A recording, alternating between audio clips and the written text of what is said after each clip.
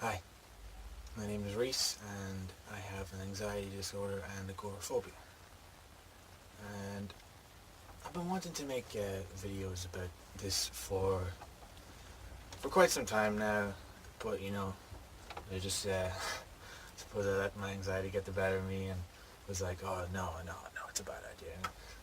But I do want to do it, and I think it's good to talk about this kind of stuff, and like there's a lot more lately talking about it, but I want to give my opinion on everything and share my experiences with people and just to get more information out there. So this video is going to be just a short, broad timeline of what I've gone through with my anxiety and stuff. And so it, yeah,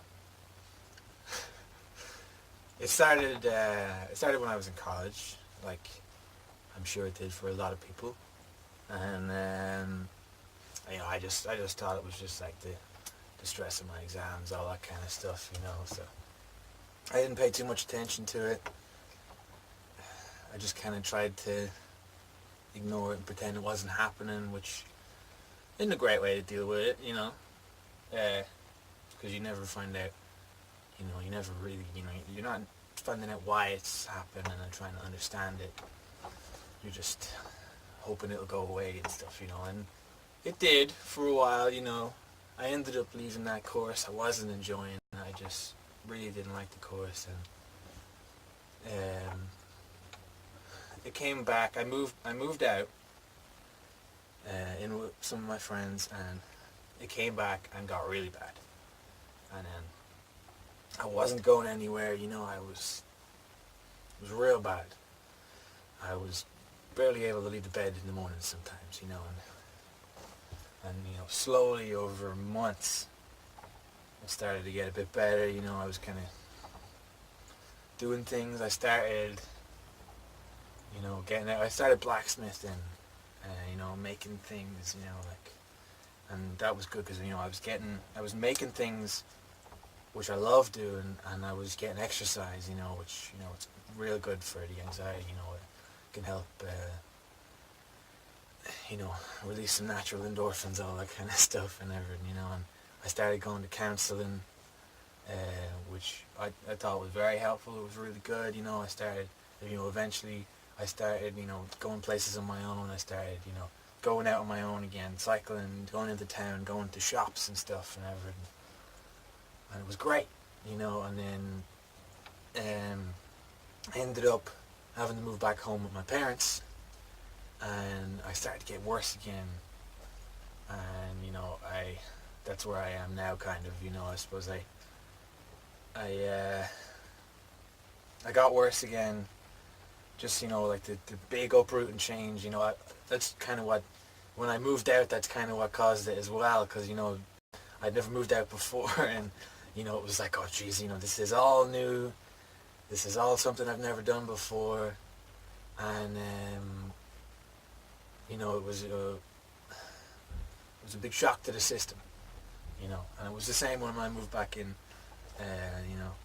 And I am now. That's that's where I am now, trying to get back out again, trying to start going to places again. But it's iffy. I have good days and I have bad days, like everybody. But my good days are probably most people's not great days, and the bad days are pretty bad. So it's tough, but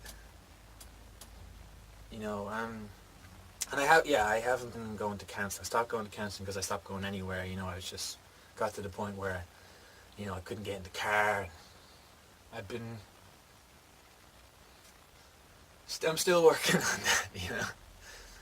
I've been trying to go for little walks, just kind of up and down the road, and try and go around the block a bit or something. Just do do something to put a bit of pressure on myself and be like, oh, I did that. I got through it. Recently I started giving guitar lessons to my neighbour in my neighbour's house, and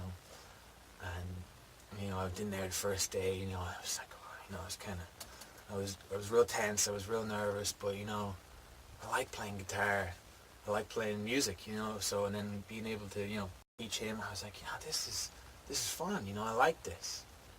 And then I calmed down and I was alright, and I was there for, longer than I intended to be, which is, it's great, so, and then, so I'm going to try and keep that up once a week, and it's, even though, it went well the first time and stuff, but I'm thinking about it, I'm like, oh jeez, just, because it's always just, it's like getting over the initial hurdle of it, and then it kind of sells, but sometimes that initial hurdle, it's tough, and you think that maybe it won't settle down on the other side, you have all these doubts and everything.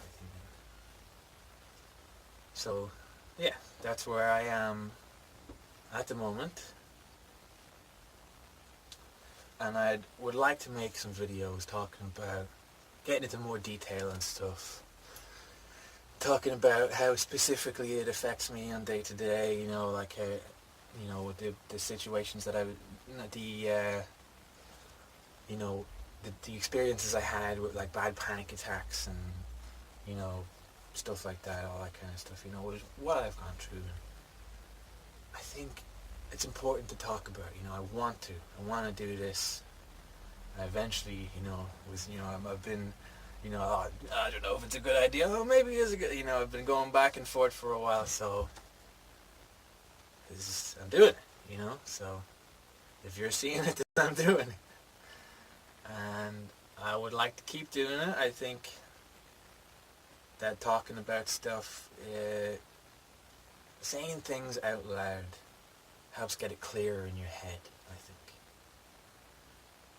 Saying things out loud, in your head it's kind of messed up a little bit, but when you're saying it out loud, you have to formulate, whole sentences, they have to make sense and stuff, so you're thinking a bit more about what goes into them when you're thinking, and then sometimes you come to realizations in the middle of forming a sentence, you're like, oh yeah, well, maybe that was it, like, and maybe, maybe nobody else has to even be here, maybe I can just talk to the camera and,